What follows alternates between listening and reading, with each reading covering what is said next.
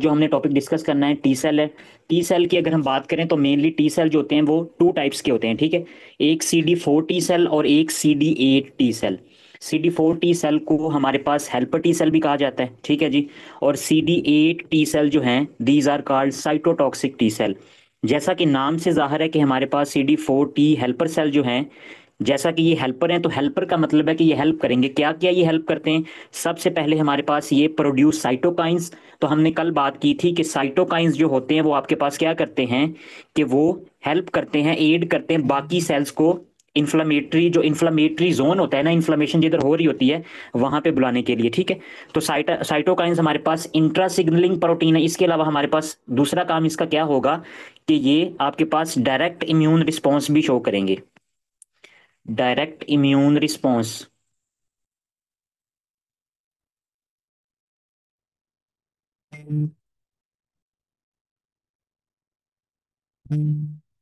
ठीक है जी। इसके अलावा हमारे पास जो CD4 सेल की बात हो गई है, अब CD8 टी सेल की हम बात करते हैं। तो CD8 टी सेल जो हैं ये मेनली हमारे पास वायरस जो होता है ना, वायरस उसको मारते हैं। तो ये मेनली किल वायरस, ठीक है। वायरस, जो सेल वायरस से अफेक्टेड होंगे ये उनको मारेंगे। वायरस अफेक्टेड सेल जो होंगे ये मेनली उनके अगेंस्ट काम करते हैं। तो मेनली दो टाइप्स हैं। इसके अलावा हमारे पास CD4 टी सेल जो है ना वो फर्दर आपके पास कन्वर्ट हो जाते हैं CD हेल्पर, ठीक है जी, one cell T helper one. उसके अलावा टी हेल्पर टू सेल।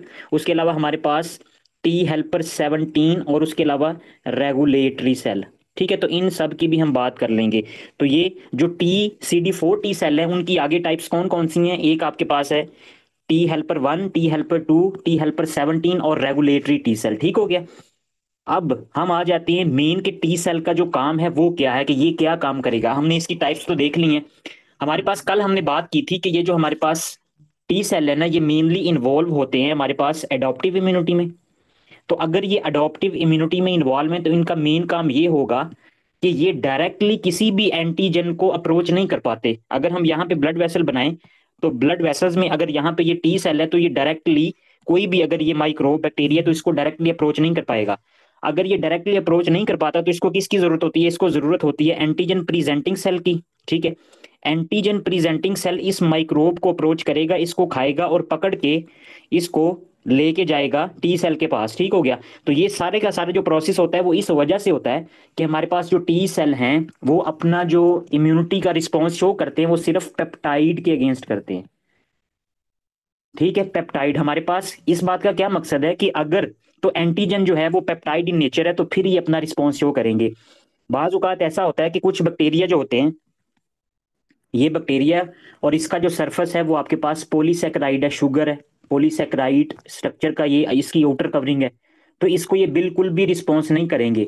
तो टी सेल के रिस्पॉन्स के लिए दो चीजें हमें स्पेसिफिकली चाहिए। एक ये कि हमारे पास जो एंटीजन हो वो पेप्टाइड इन नेचर हो, ठीक है, तो तब वो खाएंगे। और दूसरा ये है कि हमारे पास उसको कोई दूसरा सेल पकड़ के अपने पास लेके आए। ये जो हमारे पास एंटीजन प्रेजेंटिंग सेल हैं ये माइक्रोब को जो खाएंगे, माइक्रोब को खाने के बाद हमारे पास ये इंट्रा सेलुलर जो भी आपके पास इसकी मॉडिफिकेशन डिस्ट्रक्शन होती है, मॉडिफिकेशन डिस्ट्रक्शन होने के बाद ये जो सेल आपके पास सरफेस के ऊपर प्रेजेंट करता है, इसके जो पेप्टाइड का मॉलिक्यूल ऊपर प्रेजेंट करता है, ये जो मॉलिक्यूल होता है इसको हम बोलते हैं MHC, ठीक है।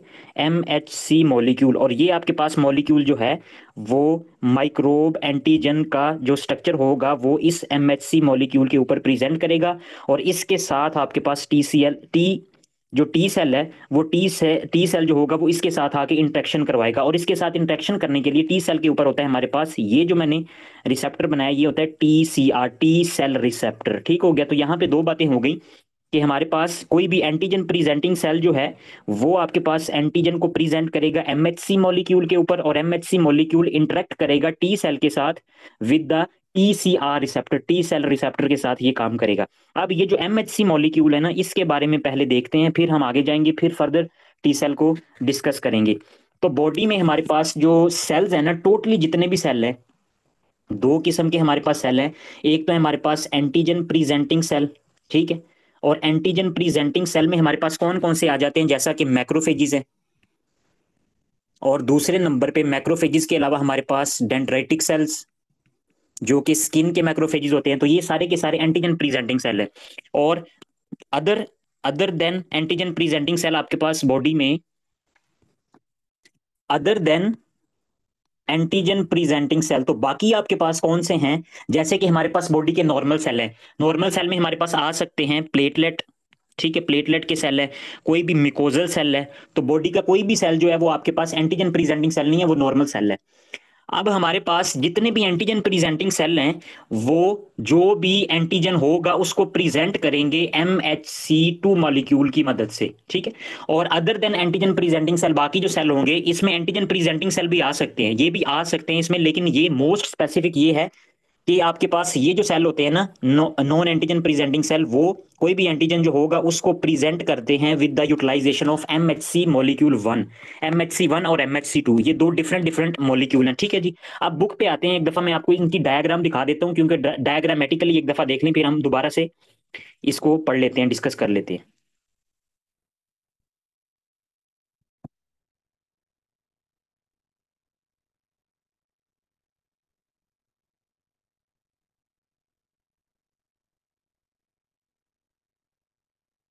हमारे पास ये जो आपको स्ट्रक्चर नजर आ रहा है ना, ये है MHC1 मॉलिक्यूल, ठीक है। तो MHC1 मॉलिक्यूल का अगर हम स्ट्रक्चर देखें तो इसमें एक आपके पास ये पिंक से जो प्रेजेंट की हुई है, एक हमारे पास ये है लॉन्ग चेन, ठीक है, एक लॉन्ग चेन है, और दूसरी आपके पास ये जो ग्रीन वाली एक ये आपके पास है शॉर्ट चेन, ठीक है। और शॉर्ट चेन का नाम क्या है हमारे पास, ये जो है बीटा 2 माइक्रोग्लोबुलिन, ठीक है। और इसका बहुत ही अहम रोल है, इसको आपने याद रखना है, ये इंपॉर्टेंट है। तो MHC1 मॉलिक्यूल आपके पास वन लॉन्ग चेन और वन शॉर्ट चेन पे डिपेंड कर रहा होता है। इसके ऑपोजिट अगर हम बात करें MHC2 मॉलिक्यूल की, तो ये आपके पास जो होता है, कंसिस्ट होता है आपके पास, दोनों आपके पास जो होंगी ना वो इक्वल लेंथ की चेन होगी, दोनों आपके पास सिमिलर लेंथ की चेन्स हैं, ठीक है। पहली बात होगी। दूसरी बात हमारे पास जो हमने बात की थी कि आपके पास MHC2 सिर्फ और सिर्फ एंटीजन प्रेजेंटिंग सेल जो है ना वो प्रेजेंट करते हैं, लेकिन हमारे पास ऑल न्यूक्लिएटेड सेल जो होंगे वो एंटीजन प्रेजेंट, और इसके अलावा एंटीजन प्रेजेंटिंग सेल्स भी, न्यूक्लिएटेड सेल भी और प्लेटलेट भी, तो ये सारे के सारे MHC1 मॉलिक्यूल की मदद से इम्यून रिस्पॉन्स को शो करेंगे। लेकिन आपके पास रेड ब्लड सेल नहीं होता इसमें, क्योंकि रेड ब्लड सेल जो मेच्योर होता है उसके पास न्यूक्लियस नहीं होता, ठीक है। तो ए न्यूक्लिएटेड सेल ये काम नहीं कर सकते सिर्फ, और न्यूक्लिएटेड सेल जो है वो काम कर सकते हैं, ठीक है जी, यहां तक बात होगी। अब नेक्स्ट ये बात है कि आपके पास प्रेजेंट एंडोजिनस एंटीजन वायरल और cytosolic protein to the CD8, और दूसरे नंबर पे आपके पास जो MHC2 मॉलिक्यूल हैं वो exogenous antigen bacterial protein CD4 helper T cells, ठीक हो गया। ये बातें दो हैं, ये क्या क्या बातें ऊपर से मैंने यहां से जब हमने शुरू किया था टॉपिक, तो हमने कहा था एक हमारे पास होता है CD8 टी सेल और दूसरा होता है CD4 टी सेल। तो CD8 टी सेल के साथ जो आपके पास सेल्स कंबाइन होते हैं वो MHC class 1 मॉलिक्यूल के साथ कंबाइन होते हैं, CD8 टी सेल, ठीक है। और ज्यादा स्पेसिफिक अगर हम देखें तो CD8 टी सेल का क्या काम है कि ये आपके पास वायरल अफेक्टेड सेल्स को किल करते हैं। तो जिन सेल के अंदर आपके पास वायरस होगा, ठीक है, वो अपने सरफेस के ऊपर MHC1 मॉलिक्यूल को प्रेजेंट करेंगे, और MHC1 मॉलिक्यूल के ऊपर इसकी एंटीजन को लगा देंगे, पेप्टाइड जो प्रोटीन होगी वो लग जाएगी, और इसके साथ कौन सा CD आपके पास जो टी सेल है कौन सा आके इसको रिस्पॉन्स करेगा, तो इसके लिए जो स्पेसिफिक सेल होता है वो आपके पास होता है CD8, ठीक है। ये आपके पास यहां तक बात होगी। दूसरे नंबर पे हम देखते हैं कि हमारे पास जो CD4 सेल है, तो CD4 सेल के लिए आपके पास जो सेल्स होते हैं वो सेल सरफेस के ऊपर मॉलिक्यूल जो MHC2 है उसको प्रेजेंट करवाएंगे, और उसके बाद आपके पास क्या होगा कि ये आपके पास एंटीजन आ चुका है और पेप्टाइड प्रोटीन मॉलिक्यूल है, इसके साथ आपके पास CD4 टी सेल जो होंगे वो इसके साथ आके अटैच होंगे, ठीक है जी। तो MHC2 मॉलिक्यूल जो हैं वो CD4 सेल्स के साथ इंटरेक्शन करते हैं, और MHC मॉलिक्यूल 1 वाले जो हैं वो CD8 टी सेल के साथ इंटरेक्शन करते हैं, ठीक हो गया। ये अलग अलग बातें जो कि आपको पता होनी चाहिए। अब हम सबसे पहले देख लेंगे हमारे पास कि जो आपके पास MHC class 1 वाले मॉलिक्यूल है ना वो किस तरह से एक्शन करते हैं, और 2 वाले फिर बाद में देख लेंगे। तो सबसे पहले हमारे पास कोई भी वायरस है, यहाँ पे कोई भी वायरस है, ठीक है। और ये जो वायरस जब इंटरनली सेल के अंदर इंटर हो जाता है, तो ये सेल है आपके पास पूरे का पूरा ये सेल है।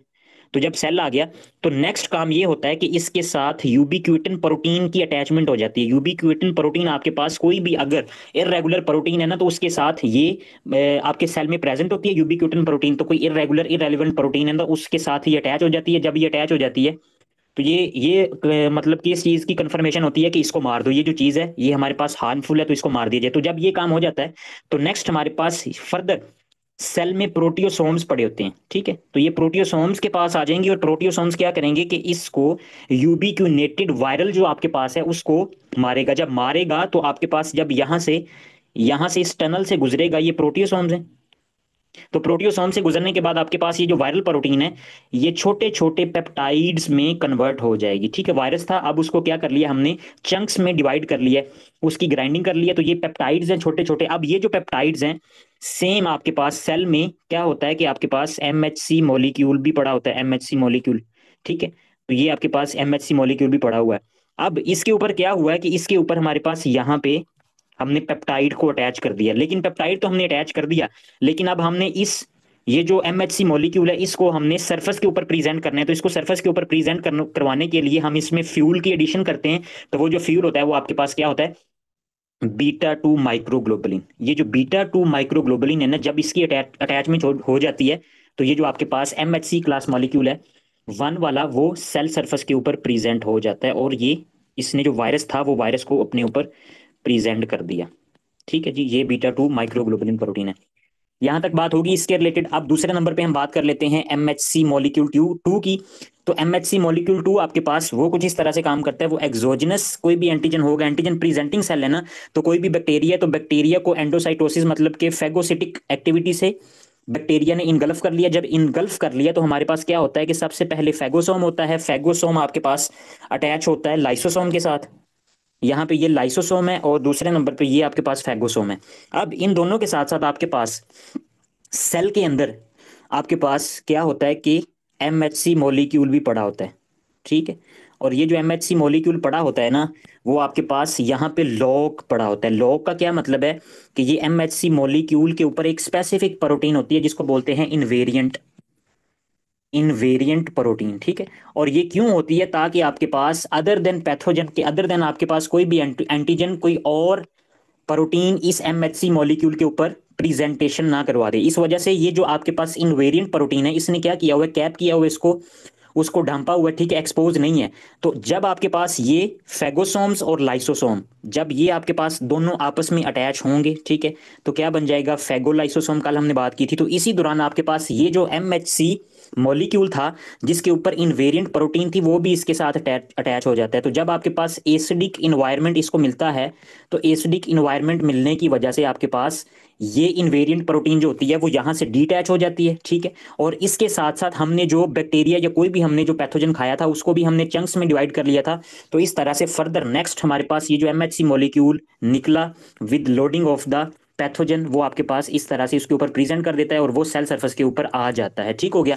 तो ये इतना डीपली मैंने इस वजह से बताया क्योंकि दो लाइनें उन्होंने लिखी हुई हैं, उनको डिटेल में उन्होंने बात नहीं की हुई। हमारे पास यहाँ पे उसने लिखा हुआ है कि एंटीजन जो लोडिंग है ना, वो antigen loaded following release of invariant chain in an acidified endosome.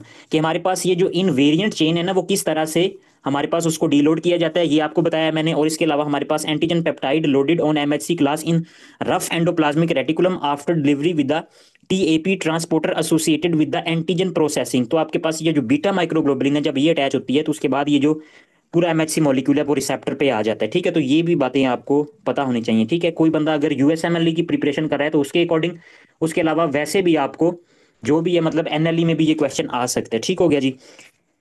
यहां तक हमने बात कर ली है। अब हमने ये देख लिया कि हमारे पास कि MHC1 मॉलिक्यूल जो होता है वो किसके साथ अटैच होगा और MHC2 मॉलिक्यूल जो होगा वो किसके साथ अटैच होगा, ठीक है। तो यहाँ पे रूल ऑफ 4 भी आप लोग याद रख सकते हैं कि हमारे पास MHC2, ठीक है, तो 2 हमारे पास हमेशा मल्टीप्लाई 4, तो आंसर क्या आएगा हमारे पास 8। और MHC1, ठीक है, मल्टीप्लाई 8, तो आंसर 8 आएगा, ठीक है। तो आपने आंसर 8 लेके आना किसी तरह से, इस तरह से मल्टीप्लीकेशन से भी इसको मेमोराइज कर सकते हैं, लेकिन ये आपके पास एडिशनल बात है, आप वैसे याद रखें। हमारे पास तो MHC2 जो होता है वो एंटीजन प्रेजेंटिंग सेल्स के ऊपर प्रेजेंट होता है और वो CD4 सेल के साथ इंटरेक्शन करवाता है। और इनवेरिएंट चेंज होती है वो पहले से पड़ी होती है जिसको मॉडिफाइड किया जाता है। और MHC मॉलिक्यूल 1 जो है वो आपके पास CD8 साइटोटॉक्सिक टी सेल्स जो हैं उनके साथ अटैचमेंट करवाता है, ठीक हो गया जी। यहाँ तक बात हो गई है। अब हम चलते हैं नेक्स्ट। तो नेक्स्ट हमारे पास ये जो सारा काम हुआ है इसको किस तरह से हमने सेल के ऊपर प्रेजेंट करवाना है ये हम देख लेते हैं कि जब ये अटैचमेंट होती है तो वो अटैचमेंट किस तरह से होती है। यहाँ पे हमारे पास ये जो एंटीजन प्रेजेंटिंग सेल हैं, ठीक है जी, ये आपके पास MHC2 मॉलिक्यूल दोनों हो सकते हैं, 1 और 2 उन्होंने कहा है कि दोनों दोनों ही हो सकते हैं, लेकिन अभी तक आप यहाँ तक देखें कि आपके पास MHC2 मॉलिक्यूल जो था वो इसके सरफेस के ऊपर ये देखें इस तरह से प्रॉपर उन्होंने, और ये उसको ड्रा किया हुआ है, और ये आपके पास एंटीजन था, ठीक है। और TCR की मैंने बात की थी कि TCR के साथ कनेक्ट होता है, मैं दोबारा से बनाऊंगा आपको, दूसरे ड्रा करता हूँ मैं जाके, तो ये TCR के साथ जाके अटैच कर लेता है, TCR रिसेप्टर जो होता है। और साथ आपके पास ये क्या है, ये आपके पास आइडेंटिफिकेशन है सेल की, कि जैसे हमारे पास हमारा ID कार्ड होता है कि फलां बंदा उमर है, फलां बंदा अली है, तो सेम आपके पास ये क्या है, आइडेंटिफिकेशन है, और ये भी साथ अटैच होती है CD4 सेल। फर्दर आपके पास इसके अलावा ये जो CD80 है हमारे पास, CD80 86, इसको B7 भी कहा जाता है, ये भी आपके पास जो मैक्रोफेजिस हैं उनके ऊपर प्रेजेंट होता है ये लाइगेंड। और further according to the B7 attachment जो होती है आपके पास T सेल के साथ वो CD20 के साथ होती है, ठीक हो गया। तो ये एक MHC2 मॉलिक्यूल जो आपस में इंटरेक्शन करते हैं। अब मैं इसको ड्रा करता हूँ कि ये उन्होंने क्या बात की हुई है। सबसे पहले हमारे पास यहाँ पे क्या है कि ये हमारे पास है एंटीजन प्रेजेंटिंग सेल मैक्रोफेज है। तो मैक्रोफेज ने सरफेस के ऊपर हमारे पास क्या किया कि MHC2 मॉलिक्यूल को प्रेजेंट कर दिया, और इसके साथ क्या है कि एंटीजन पड़ा हुआ है, ये है MHC2 मॉलिक्यूल, ठीक है। इसकी इंट्रैक्शन करवाने के लिए हमारे पास दूसरी तरफ से क्या आता है, टी सेल आते हैं। तो टी सेल हमारे पास क्या करेंगे कि टी सेल आपके पास इसके साथ इंट्रैक्शन करेंगे with the utilization of TCR, T cell receptor, ठीक है, जो कि इसके साथ इंटरेक्ट करेगा, क्योंकि डायरेक्टली तो एंटीजन को नहीं मार सकता ना, ना उसके साथ इंटरेक्शन करवा सकते हैं, तो इस वजह से ये पूरा काम हुआ है। अब फर्दर, अच्छा ये क्या है, ये मैक्रोफेजिज है। इसके साथ साथ हमारे पास फर्दर को स्टिमुलेशन के लिए आपके पास इसके साथ अटैच होता है CD4 सेल्स, ठीक है जी, रिसेप्टर ऑफ CD4 सेल। और according to this interaction some other interactions also available, ठीक है, फॉर द मतलब के कंफर्म एक्टिवेशन। तो आपके पास मैक्रोफेजिस के ऊपर क्या होती हैं कि B7, और according to B7 other stimulation on the T cell, आपके पास ये जो सिग्नलिंग रिस्पॉन्स होगा ये होगा जी 28, CD28, ठीक है। तो इस तरह से एक कंप्लीट हमारे पास क्या हुआ कि टी सेल की एक्टिवेशन हो गई। ये जो टी सेल था इसको हमने एक्टिवेट कर लिया, ठीक हो गया। अब जब इसको हमने एक्टिवेट कर लिया, ठीक है, तो ये कौन से सेल हैं जो कि आपके पास एंटीजन प्रेजेंटिंग सेल के अकॉर्डिंग आपके पास एक्टिवेट होते हैं, ये हैं CD4 cell, CD4 T cell हैं ये, ठीक है। अगर CD4 T सेल हैं तो जब इसकी एक्टिवेशन होगी, यहाँ पे पिछली बात सारी अब भूल जाएं, अब दोबारा आगे हमने क्या देखना है, तो इसको एक्टिवेट क्यों करवाया, तो इसके क्या काम थे, ये हेल्पर T सेल है, तो ये क्या करेगा, पहले नंबर पे ये करेगा प्रोड्यूस साइटोकाइंस, साइटोकाइंस प्रोड्यूस करेगा, ठीक है। उसके अलावा आपके पास activate other cells, activate other cells, दूसरे सेल्स को एक्टिवेट कर देगा, और तीसरे नंबर पे हमारे पास डायरेक्ट इम्यून रिस्पॉन्स भी ये शो कर सकता है, डायरेक्ट इम्यून रिस्पॉन्स भी शो करेगा। अब कुछ साइटोकाइंस रिलीज करेगा, तो साइटोकाइंस के रिलीज करने की वजह से हमारे पास ये फर्दर और मैक्रोफेजिस को और न्यूट्रोफिल्स को, इयोसिनोफिल्स को, ठीक है जी, B सेल्स को, नेचुरल किलर सेल्स को, साइटोटॉक्सिक CD8 सेल्स को, सबको ये एक्टिवेट कर सकता है, ठीक है। और उसके अलावा डायरेक्ट भी आपके पास इसको नुकसान पहुंचा सकता है। तो ये बात होगी MHC2 मॉलिक्यूल के रिलेटेड जो जो बातें थी। अब हम बनाते हैं कि इसी तरह से हम ड्रा करते हैं कि हमने जो MHC1 मॉलिक्यूल किया था वो आपके पास किस तरह से, तो वो आपके पास जो था वो एंटीजन प्रेजेंटिंग सेल भी हो सकता है, और other than antigen presenting cell भी हो सकता है, मतलब कि कोई भी आपके बॉडी के सेल्स भी हो सकते हैं जो कि न्यूक्लिएटेड हैं, जैसे प्लेटलेट हैं। तो ये आपके पास MHC1 मॉलिक्यूल जिसके साथ आपके पास बीटा माइक्रोग्लोबुलिन, तो ये इस तरह से एंटीजन को प्रेजेंट करेंगे। इसकी रिस्पॉन्स में आपके पास फर्दर नेक्स्ट कौन सा सेल आएगा, फर्दर इसके रिस्पॉन्स में आपके पास आता है CD8, क्योंकि ये MHC1 मॉलिक्यूल है ना, CD8। तो CD8 आपके पास यहां से सबसे पहले क्या लगेगा, TCR, टी सेल रिसेप्टर, और इसका आपके पास आइडेंटिटी क्या है, ये कह रहा है कि मैं CD8 सेल हूं, ठीक हो गया। और फर्दर आपके पास इसकी जो स्टिमुलेशन के लिए ये जो आपस में कंबाइन होते हैं, इनके साथ आपके पास CD28 और B7 की को स्टिमुलेशन नहीं होती, बल्कि यहाँ पे आपके पास जो इंटरल्यूकन 2 है ना, वो इसको फर्दर आके एक्टिवेट करवा देता है। फर्दर आके जब इसकी एक्टिवेशन होती है, तो इसकी एक्टिवेशन होने के नतीजे में हमारे पास ये जो सेल है वो अपने सरफेस के ऊपर CD8 सेल जो है उसकी अगर हम बात करें तो वो फास्ट लाइगेंड को हमारे पास ये इसको एक्सपोज करेगा, और फास्ट लाइगेंड के रिस्पॉन्स में जो भी आपके पास दूसरा सेल होगा MHC क्लास 1 वाला जो सेल होगा वो CD 95 आपके पास इसको प्रेजेंट करेगा, और इसके नतीजे में, इसके रिस्पॉन्स में आपके पास क्या होगा कि सेल की एपोप्टोसिस हो जाएगी। ठीक है, एपोप्टोसिस हो जाएगी। तो ये पूरा प्रोसेस हो रहा होता है। ठीक हो गया। और इसका जो काम है, क्योंकि ये CD8 है, तो इसका यही काम है कि इसने सिर्फ और सिर्फ सेल को मारना है। अगर CD8 सेल को हमने एक्टिवेट करवाया तो वो आपके पास क्या होगा कि वायरल अफेक्टेड सेल जो हैं, वायरल अफेक्टेड सेल जो हैं उसको सिर्फ और सिर्फ मार देगा। इसका ये काम है, क्योंकि ये CD4 सेल नहीं है, बाकी इसने किसी को भी, किसी और सेल को एक्टिवेट नहीं करना, बाकी इस तरह का इसका कोई काम नहीं है। ठीक है, तो ये आपके पास मेन बात थी MHC1 और MHC2 मॉलिक्यूल की, और किस तरह से को स्टिमुलेशन होती है CD4 और CD आपके पास 8T सेल जो हैं उनके साथ। फर्दर हम चलते हैं, हमारे पास अब हम बात डिस्कस करते हैं कि बॉडी में हमारे पास जो टी सेल हैं वो कहाँ बनते हैं, किस तरह मेच्योर होते हैं, किस तरह से वो CD4 CD8 सेल में बनते हैं, और किस तरह से वो CD8 टी सेल में सब में डिवाइड होते हैं, उनका क्या क्या काम है। तो सबसे पहले यहाँ पे हम ड्रा करते हैं कि सबसे पहले हमने बना लिया कि बोन मैरो। ठीक है, तो पहले आपके पास टी सेल की जो फॉर्मेशन होती है वो कहाँ पे होती है, वो बोन मैरो में। ठीक है जी, ये आपके पास बोन मैरो में टी सेल्स जो थे उनकी फॉर्मेशन होगी। हमने सबसे पहले लेक्चर में पढ़ा था कि टी सेल्स जो आपके पास बन तो जाते हैं, लेकिन इनकी जो मैच्योरेशन होती है वो कहाँ होती है। मैच्योरेशन आपके पास टी सेल्स की किधर होती है, कोई बंदा बताएगा। आपके पास टी सेल की मैच्योरेशन जो होती है वो थाइमस में होती है, और बी सेल्स की जो मैच्योरेशन होती है वो बोन मैरो में हो जाती है। तो इसको हमने यहां से पकड़ के कहाँ लेके आ गए, थाइमस में। थाइमस में आ गया। ठीक है, तो थाइमस में हमारे पास दो किस्म की मॉडिफिकेशन होगी इसी टी सेल के साथ, कि इसको मेच्योर करवाना है। ठीक है, तो मेच्योर करवाने के लिए इसको मारे पीटेंगे, मतलब इस तरह को काम करेंगे कि ताकि इसमें जो मेच्योरिटी हो थोड़ा सा, ये सरवाइव कर सके। अगर बॉडी में कोई कभी भी हमारे पास कोई हार्म कंडीशन आती है तो उसके अकॉर्डिंग ये पहले से प्रिपेयर हो चुका हो। ठीक है, तो टी सेल फर्दर आ गया आपके पास थाइमस में। और थाइमस में जब आता है ना, तो थाइमस को अगर हम यहाँ पे थोड़ा सा विजुलाइज करूं मैं, तो आपके पास थाइमस कुछ इस तरह से होता है। ठीक है, ये थाइमस है आपके पास, और थाइमस का ये जो आउटर पार्ट है जो मैंने ब्लू से बनाया, इसको बोलते हैं जी कॉर्टेक्स। ये सारा कॉर्टेक्स है, ये कॉर्टेक्स है। और अगर हम ये दरमियान वाला पार्ट देखें तो ये आपके पास होता है मेडुला। Excuse me. अच्छा जी, हमारे पास हमने क्या कहा, क्या था कि कॉर्टेक्स और मेडुला। तो कॉर्टेक्स हमारे पास आउटर पोर्शन है और मेडुला जो है वो इनर पोर्शन है। तो फर्दर जो हमारे पास टी सेल की मैच्योरेशन होगी वो कुछ इस तरह से होगी कि पहले, सबसे पहले ये जो टी सेल है वो आएंगे थाइमस में, और थाइमस के कॉर्टेक्स में आएंगे, ये जो बाहर वाला पार्ट है इसमें आएंगे। और जब आपके पास थाइमस के कॉर्टेक्स में आते हैं ना, तो थाइमस के कॉर्टेक्स में इसको इनको एक्सपोज करवा दिया जाता है। ये आपके पास सेल है एक, ठीक है जी, नीव टी सेल है। अभी इसकी मैच्योरेशन चल रही है, अब इसीलिए इसको नीव टी सेल कहा जाता है। ठीक है, प्रॉपर टी सेल नहीं है। तो अगर नीव टी सेल है तो ये दोनों ही हैं, ये आपके पास CD4 भी है और CD8 दोनों ही हैं ये आपके पास। और इसके ऊपर आपके पास क्या होगा कि स्पेसिफिक रिसेप्टर होगा TCR। ये TCR स्पेसिफिक रिसेप्टर होगा। अब जब ये कॉर्टेक्स में आ चुका है, तो कॉर्टेक्स में जो आपके पास कॉर्टेक्स के एपिथेलियल सेल हैं, यहाँ पे मैं वैसे आपको समझाने के लिए बता देता हूँ, ये जो कॉर्टेक्स के एपिथेलियल सेल हैं, ये क्या करेंगे कि MHC मॉलिक्यूल को एक्सपोज कर देंगे अपने सरफेस के ऊपर। ठीक है, तो MHC जैसे वो कहते हैं ना, ट्रैप ट्रैप करने के लिए जाल बिछाया जाता है, तो MHC मॉलिक्यूल को कॉर्टेक्स के एपिथेलियल सेल्स जो होते हैं वो एक्सपोज करते हैं। जैसे ही एक्सपोज करते हैं तो फौरी तौर पे आपके पास जो TCR सेल है वो क्या करेगा कि वो उसके साथ बाइंड कर जाएगा। ठीक है, बाइंड कर जाएगा।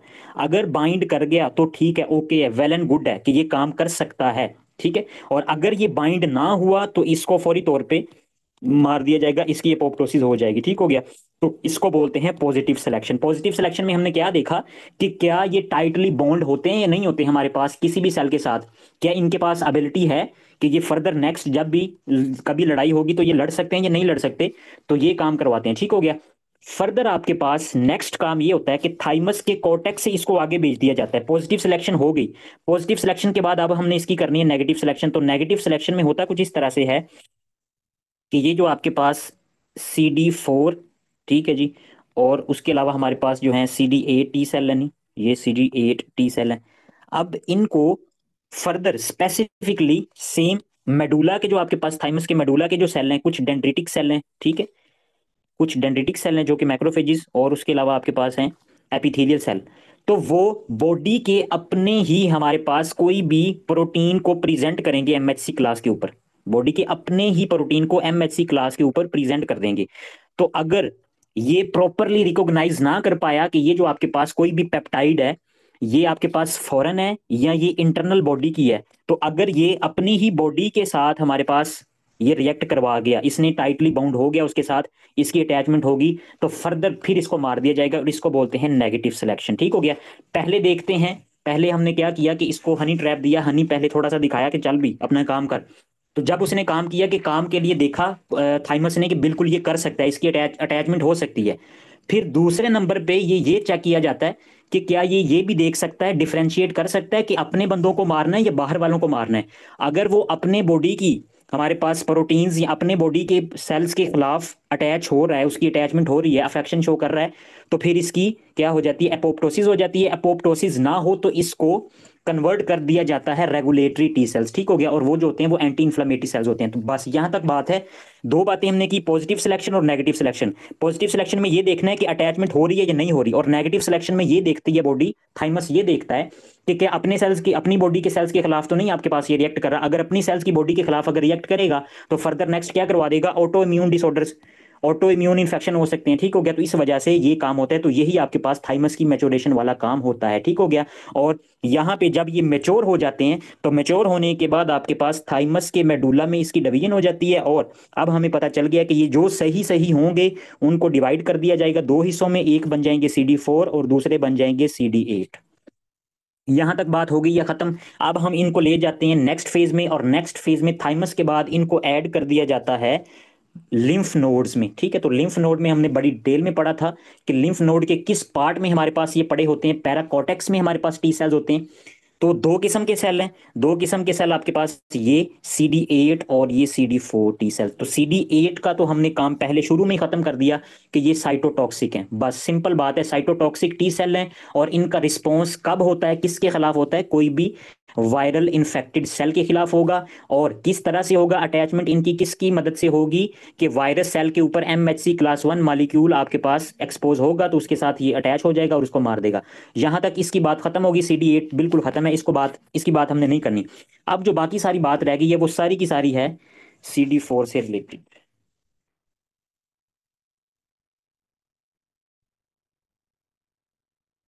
अच्छा जी, तो CD4 की अब हम बात करते हैं जी। CD4, और CD4 को क्या कहा जाता है, हमारे पास हेल्पर टी सेल। ठीक है जी, हेल्पर टी सेल। अब ये जो हेल्पर टी सेल है ना, ये फर्दर आपके पास यहाँ पे मैं इनकी एक दफा डिवीजन कर देता हूँ, इसको अलग अलग हम फर्दर नीचे मैं दोबारा से चार्ट बनाऊंगा और उसमें एक्सप्लेन करेंगे। ये या तो टी हेल्पर 1 सेल में डिवाइड होंगे, या ये डिवाइड होंगे टी हेल्पर 2 सेल में, या हमारे पास टी हेल्पर 17 में, या हमारे पास रेगुलेटरी सेल्स। ठीक हो गया। तो ये आपके पास रेगुलेटरी टी सेल जो होते हैं ना उनमें कन्वर्ट होंगे। तो चार किस्म की इनकी डिवीजन होती है, different different CD4 helper T cells की डिफरेंट 4 टाइप्स की डिवीजन होती है। ठीक हो गया जी। तो अब हम इसको एक और फर्दर एक चार्ट ड्रा करता हूं मैं कि ये जो CD40 हेल्पर सेल है वो कैसे कैसे आपके पास फर्दर जो सेल्स हैं डिफरेंट टाइप्स की उसमें किस तरह से कन्वर्ट होगा। ठीक है जी। हमारे पास सबसे पहले यहाँ पे ये है हमारे पास टी हेल्पर 1 सेल। ठीक है। तो टी हेल्पर 1 सेल जो होता है ना, ये आपने हमेशा याद रखना है कि इंटरल्यूकन 12, ठीक है, और इंटरफेरोन गामा। ठीक है। ये जो आपके पास दो साइटोकाइंस होते हैं ना, इंटरफेरोन गामा और इंटरल्यूकन 12, ये CD4 हेल्पर टी सेल की कन्वर्जन करवा देंगी टी हेल्पर 1 सेल में। ठीक हो गया। अच्छा सुनते जाएं, ये अभी आपको लग रहा होगा कि ये पता नहीं क्या है, सारे का सारा मैं इसको सम अप करूंगा और बिल्कुल आपको याद करवा के हम जाएंगे यहाँ से, इजी मसला नहीं है। ठीक हो गया। इंटरल्यूकन 12 और इंटरफेरोन गामा की मदद से जो CD4 सेल्स थे वो कन्वर्ट हो गए टी हेल्पर सेल्स में। फर्दर हमारे पास जो टी हेल्पर 2 सेल्स होते हैं, ये आपके पास इंटरल्यूकन 4, मेनली आपने याद रखना है इंटरल्यूकन 4 की मदद से, और इंटरल्यूकन 2, ये दो हैं, लेकिन इंटरल्यूकन 4 जो है वो मेनली आपके पास CD4 टी सेल्स को टी हेल्पर 2 सेल में डिवाइड करता है। यहां तक बात होगी। फर्दर हमारे पास आपके पास जो टी हेल्पर 17 सेल हैं, तो T helper 17 tumour growth factor beta, tumour growth factor beta जो होगा वो टी हेल्पर 17 सेल्स को बनाएगा। ठीक हो गया। और आखिरी आपके पास कौन से थे, regulatory T cell, regulatory T cells. ठीक है। तो रेगुलेटरी टी सेल्स की जो फॉर्मेशन होती है वो भी आपके पास same tumour growth factor beta की मदद से होती है। ठीक हो गया। अब हमारे पास यहां तक जो बात है वो ये है कि ये जो टी हेल्पर 1 सेल है ना, ये मेन रोल है इसका पूरी बॉडी में, जो मेन आपके पास रोल प्ले करता है ना वो T helper 1 cell role play करेगा। अच्छा किस तरह से रोल प्ले करता है कि ये बी सेल के साथ भी अटैच है। ठीक है, पहली बात होगी। उसके बाद हमारे पास ये साइटोटॉक्सिक CD8 टी सेल के साथ भी इसकी इंटरकनेक्शन है, लिंक है। उसके बाद हमारे पास यही जो टी हेल्पर सेल है, वो आपके पास जो नेचुरल किलर सेल होते हैं ना, नेचुरल किलर सेल जो कल हमने पढ़े थे, उनके साथ भी ये लिंक है। और फर्दर आपके पास जो मैक्रोफेजिस हैं उनके साथ भी ये लिंक होता है। ठीक हो गया। मैक्रोफेजिस के साथ किस साइटोकाइंस की मदद से लिंक है ये आपके पास, ये रिलीज करवाता है इंटरफेरोन गामा। ठीक है, तो इंटरफेरोन गामा फर्दर रिलीज करेगा, जिसकी मदद से आपके पास मैक्रोफेजिस की एक्टिवेशन हो जाएगी। और ये जो तीनों प्रोसेस होते हैं, बी सेल्स आपके पास किसकी मदद से, कि इंटरल्यूकन जो आपके पास 12 है ना, इंटरल्यूकन 12, ये सॉरी इंटरल्यूकन 12 नहीं, इंटरल्यूकन 2 जो होगा वो आपके पास बी सेल की भी एक्टिवेशन करवाएगा, CD8 सेल की, नेचुरल किलर सेल की। अच्छा, अब थोड़ा सा मैं पीछे रिवाइज करवाता हूँ, थोड़ा पीछे चलते हैं कि ये क्या हो रहा है, ये सारा फिर खिचड़ी पक रही है, फिर वही काम है। अब हुआ कुछ इस तरह से, कुछ भी नहीं हुआ, सिंपल हमारे पास ये जो CD4 हेल्पर टी सेल था ना, जो मैंने कहा कि हमारे पास इसके ऊपर क्या होता है, TCR रिसेप्टर होता है। ठीक है जी, और ये एंटीजन प्रेजेंटिंग सेल के साथ आके आपके पास बाइंड कर जाता है। एंटीजन प्रेजेंटिंग सेल के ऊपर आपके पास MHC class 2 होता है। तो ये जो आपके पास एंटीजन प्रेजेंटिंग सेल 2 है, जब ये आपस में अटैच हुआ है, ठीक है, तो इसकी अटैचमेंट से ये आपके पास अटैचमेंट से डिफरेंट साइटोकाइंस को रिलीज करेगा अकॉर्डिंग टू द एंटीजन, के कौन सा एंटीजन है हमारे पास, बैक्टीरिया है, इओसिनोफिल्स है, हेलमेंथीज है, वायरस है, कोई भी है, मतलब कि जिस तरह का एंटीजन होगा उसके अकॉर्डिंग फर्दर सेल बनाएगा। अब हमारे पास यहाँ पे CD4 हेल्पर टी सेल था, जब इसके साथ कनेक्शन हुआ, इसका कनेक्ट हुआ, तो इसने डिफरेंट साइटोकाइंस रिलीज की, जैसे कि इंटरल्यूकन 12 किया। और आपके पास ये जो आपके पास इंटरफेरोन गामा है, सॉरी, इंटरफेरोन गामा को इसने रिलीज किया CD4 टी हेल्पर सेल्स ने। और ये जो इंटरल्यूकन 2 था, ये किसने रिलीज करवाया, मैक्रोफेज इंटरल्यूकन 12 को हमारे पास रिलीज करवाते हैं। और ये फर्दर आपके पास T हेल्पर 1 सेल में, और ये फर्दर यही काम होता रहता है कि यही आपके पास इंटरल्यूकन 4 को रिलीज करवाएंगे, T हेल्पर 2 सेल बनेंगे। अगर आपके पास यहाँ पे हेलमेंथीज है, ठीक है, हेलमेंथीज के लिए अब हेल्पर 2 सेल की बात करते हैं। दोबारा से थोड़ा सा आगे चलता हूँ, फिर हम पीछे आएंगे, दोबारा से उसको रिवाइज करूंगा। T हेल्पर 2 सेल्स आपके पास स्पेसिफिकली होते हैं हेलमेंथीज इन्फेक्शन के लिए। ठीक है, कोई भी आपके पास हेलमेंथिक इन्फेक्शन है, तो हेलमेंथीज इन्फेक्शन के लिए बॉडी में क्या चीज होती है, इओसिनोफिल्स। तो इओसिनोफिल्स जो होंगे वो आपके पास T हेल्पर 2 सेल जो होंगे उनके साथ कनेक्ट करेंगे। और उसके अलावा ये क्लास स्विचिंग करवाते हैं। क्लास स्विचिंग का मतलब ये होगा कि कोई भी बी सेल है, बी सेल फर्दर आपके पास प्लाज्मा सेल, और प्लाज्मा सेल से फर्दर किस में कन्वर्ट होते हैं, आपके पास स्पेसिफिक एंटीबॉडी में। तो क्लास स्विचिंग का मतलब है कि IgE एंटीबॉडी में कन्वर्ट कर देगा। तो T हेल्पर 2 सेल का मेन काम क्या हुआ, कि ये हमारे पास क्या करता है, इओसिनोफिल्स के लिए हेल्पफुल है। जहां तक बात होगी, इसके अलावा एक और बात आपको बतानी है कि ये जो आपके पास T हेल्पर 2 सेल होता है ना, इसका काम स्पेसिफिक है बी सेल की हद तक, ये महदूद है, लिमिटेड है। अगर ये लिमिटेड है तो इसको हम बोलेंगे ह्यूमरल रिस्पॉन्स, ठीक है। और T हेल्पर 1 सेल के रिस्पॉन्स को हम कहेंगे सेल मीडिएटेड रिस्पॉन्स। ये आपके पास है सेल मीडिएटेड रिस्पॉन्स। यहां तक जो बात है उसको मैं थोड़ा सा क्लैरिफाई करता हूं, दोबारा से पीछे आएंगे कि what is cell mediated response, cell mediated response और व्हाट इज ह्यूमरल रिस्पॉन्स। ठीक है, अब हम माइक्रो में जा रहे हैं, ये माइक्रो का कंसेप्ट आ रहा है। तो ह्यूमरल रिस्पॉन्स आपके पास किस पे डिपेंड कर रहा है, एंटीबॉडीज के ऊपर, ठीक है। और सेल मीडिएटेड रिस्पॉन्स में आपके पास डिफरेंट चीजें हैं। कौन कौन सी चीजें हैं, CD8 सेल हैं, ऊपर देखें जी, टी बिल्कुल हैं हमारे पास, नेचुरल किलर सेल हैं, बी सेल्स भी हैं, मैक्रोफेजिस भी हैं। तो हमारे पास अगर दोनों की हम बात करें, तो ये जो CD8 और उसके अलावा नेचुरल किलर सेल आ गए, और उसके अलावा हमारे पास मैक्रोफेजिस आ गए, तो ये किस चीज के लिए ज्यादा इफेक्टिव है, अगर किसी बंदे को हमारे पास इंट्रासेलुलरली इन्फेक्शन होता है, जो कि आपके पास इंट्रासेलुलर बैक्टीरिया लाई करते हैं ना, जैसे माइकोबैक्टीरियम ट्यूबरक्लोसिस है, ठीक हो गया। और इसके अलावा आपके पास इंट्रासेलुलर बैक्टीरिया जितने भी हैं, साल्मोनेला की नहीं नहीं सॉरी, साल्मोनेला नहीं है हमारे पास, मेरे जेहन में नाम नहीं आ रहा, एक बैक्टीरिया बहुत अहम है, वो आपके पास बैक्टीरिया मेनिंजाइटिस करवाता है, न्यूनेटल मेनिंजाइटिस करवाता है। अच्छा जी, तो जितने भी इंट्रासेलुलर हमारे पास बैक्टीरिया होंगे, उनके अगेंस्ट आपके पास T हेल्पर 1 सेल का जो रिस्पॉन्स होगा ना, वो बहुत ज्यादा इफेक्टिव होगा। क्यों इफेक्टिव होगा, क्योंकि हमारे पास अगर कोई भी सेल के अंदर है, मैक्रोफेजी सॉरी आपके पास ये माइकोबैक्टीरियम ट्यूबरक्लोसिस सेल के अंदर है, तो सेल के अंदर वाले जो भी एंटीजन होगा उसको मारने के लिए हमें क्या चाहिए, नेचुरल किलर सेल भी इसको मार सकते हैं, ठीक है। और उसके अलावा CD8 टी सेल भी इसको मार सकते हैं। अगर तो इसने अपने सरफेस के ऊपर MHC मॉलिक्यूल को प्रेजेंट कर दिया, तो CD8 सेल आएंगे, इसको मार देंगे। अगर ये MHC मॉलिक्यूल 2 आपके पास MHC मॉलिक्यूल को प्रेजेंट नहीं कर रहा, तो कल हमने बात की थी कि नेचुरल किलर सेल यही देख रहा होता है, वो फिर रहा होता है रिडार लगा के कि कोई ऐसा सेल तो नहीं है बॉडी में जो ऊपर आपके सेल सरफेस के ऊपर MHC मॉलिक्यूल को प्रेजेंट नहीं कर रहा, तो उसको मार देंगे। तो ह्यूमरल रिस्पॉन्स जो होगा वो आपके पास इंट्रासेलुलर बैक्टीरिया के लिए आपके पास एफिशिएंट नहीं है, ज्यादा अच्छा नहीं है। अगर ज्यादा अच्छा नहीं है तो अगर माइकोबैक्टीरियम ट्यूबरक्लोसिस है तो क्या ह्यूमरल रिस्पॉन्स से वो अफेक्ट होगा या उसको ट्रीट कर पाएंगे? उसको हम ट्रीट नहीं कर पाते। इसी के अकॉर्डिंग आपके पास लेप्रोसी, माइकोबैक्टीरियम लेप्रोसी ये डिजीज है, तो उसमें आपके पास अगर तो बॉडी में T helper one cell response है तो इस डिजीज के, ये लेप्रोसी जो डिजीज होती है ना, ये आप देख लीजिएगा, लेप्रोसी के अगेंस्ट, क्योंकि वो इंट्रासेलुलरली बैक्टीरिया होता है, तो बॉडी क्या करेगी, सर्वाइव कर जाएगी, उसका जो इफेक्ट होगा इतना ज्यादा हैवी नहीं होगा, ठीक है।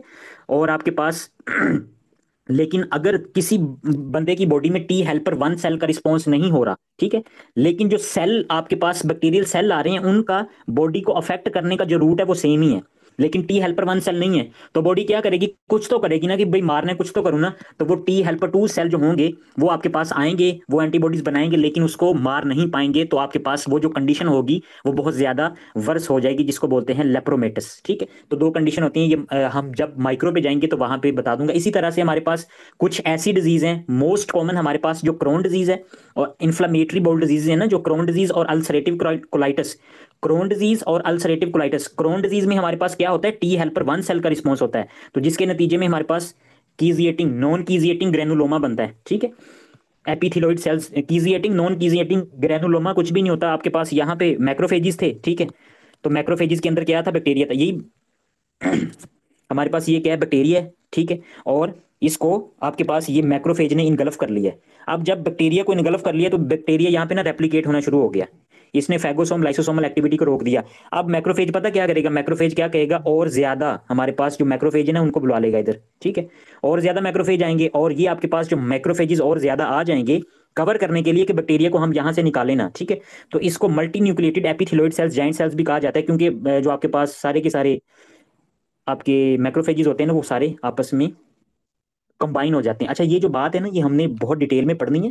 हमारा नेक्स्ट टॉपिक है हाइपर सेंसिटिविटी रिएक्शन, तो इसमें बड़ी डिटेल में आपको ये सारी बातें बताऊंगा। बात हम कहाँ कर रहे थे, हमने कहा कि इन्फ्लेमेटरी बाउल डिजीज है, कोई बंदा जीआईटी पढ़ रहा होगा तो उसमें दो किस्म की डिजीज मोस्ट कॉमन है, क्रोन डिजीज और अल्सरेटिव कोलाइटिस। तो क्रोन डिजीज में टी हेल्पर वन सेल का रिस्पॉन्स होता है, नॉन कीजिएटिंग ग्रेनुलोमास बनते हैं, और अल्सरेटिव कोलाइटिस में टी हेल्पर टू सेल का रिस्पॉन्स होता है, ठीक हो गया। तो जिसके नतीजे में आपके पास वहां पे अल्सर्स वगैरह देखने को मिलते हैं, ठीक है, कोबल स्टोन फाइंडिंग, वो सारी कंडीशन जो है।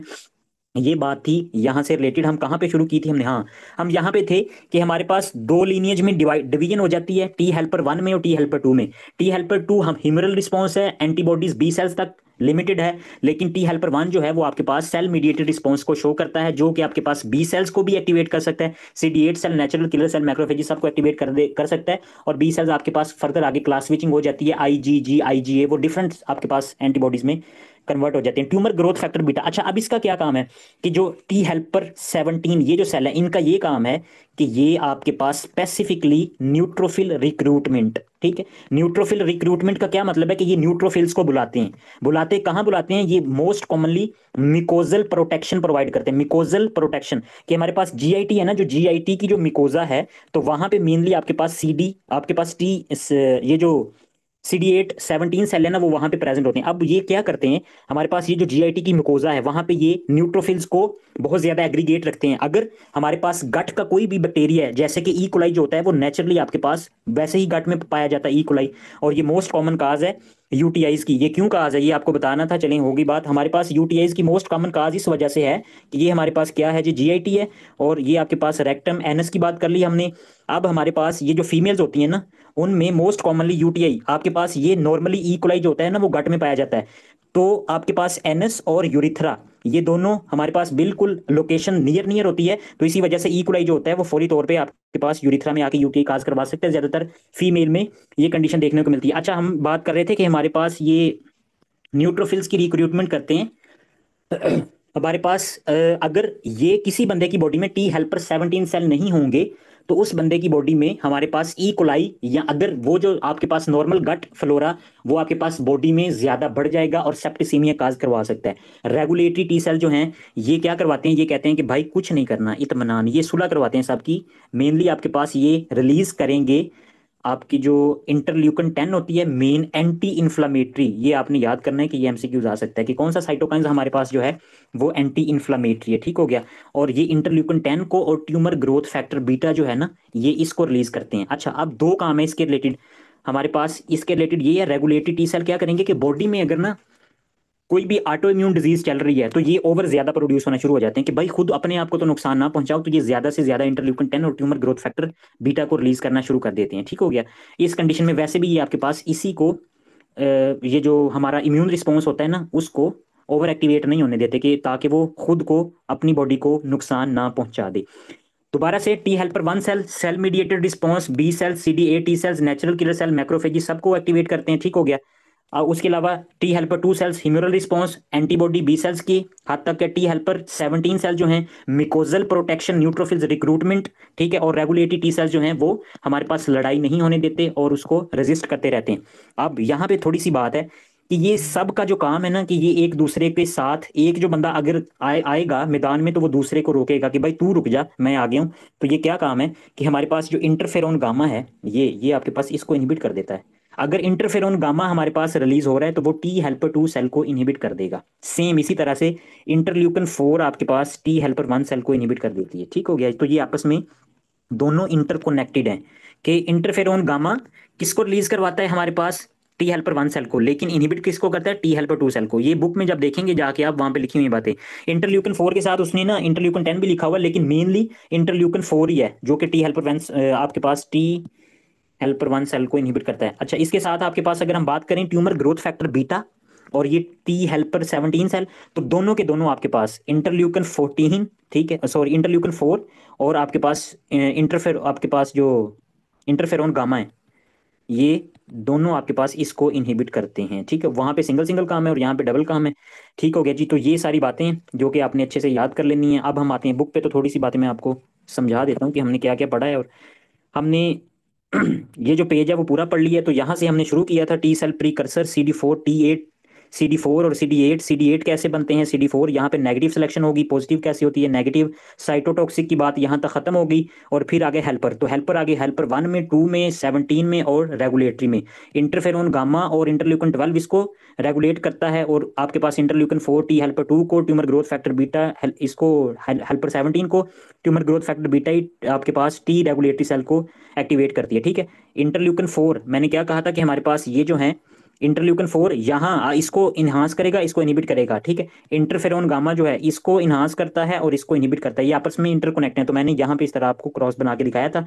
बाकी आपके पास ये cell mediated response, eosinophils IgE most commonly T helper 2 cells, लेकिन ये ह्यूमरल रिस्पॉन्स शो करते हैं, इओसिनोफिल्स के लिए ज्यादा इफेक्टिव हैं, और induce neutrophils infiltration, prevent auto immunity, T regulatory cells. ये सारी बातें हमने पढ़ ली हैं। इसके अलावा हमने यहाँ पे ये पढ़ा था कि antigen presenting ingest and process antigen, then migrate to the drainage lymph node, T cells activation signal, exogenous antigen is presented on the MHC2 recognized by the TCR। वो सारी वही बातें जो मैंने वहां पे आपको बताई थी। Proliferation and survival, costimulatory signal with the interaction of B7 protein on dendritic cell and CD28 on naive T cells and activate the T helper cell produce cytokines, T cells able to recognise and kill virus infected cells. ठीक हो गया। तो नट shell में वही बातें आप लोग पढ़ेंगे तो आपको पता चल जाएगा। ठीक हो गया जी।